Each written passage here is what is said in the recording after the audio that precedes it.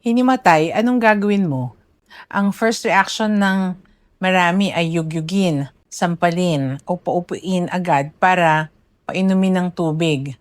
Lahat ng yan ay huwag gawin. Relax at huwag magpanik. Ang pagkahimatay ay paraan ng katawan para iligtas ang sarili. Bakit hinihimatay? Kinakapos ng dugo ang utak. So kapag nakatayo ka, kalaban ng puso, ang gravity sa pag-akyat ng dugo sa utak.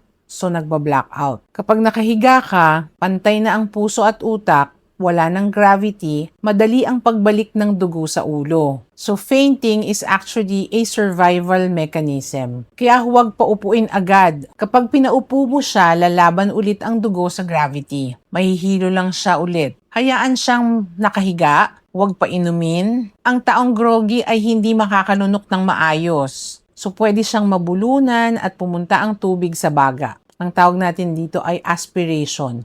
Ito ay nakakamatay. Huwag sampalin. Hindi sila natutulog. Nawalan lang sila ng malay. So masasaktan lang sila. Ang tamang gawin ay habang nakahiga, i-elevate ang legs.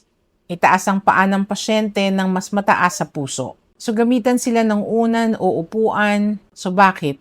Para ang dugo sa paa ay dumaloy pabalik sa vital organs at sa utak. Ito ang pinakamabilis na pampagising sa kanila. Check the breathing. Kung humihinga naman ay itaas na lang ang paa at kung hindi naman ay mag-CPR.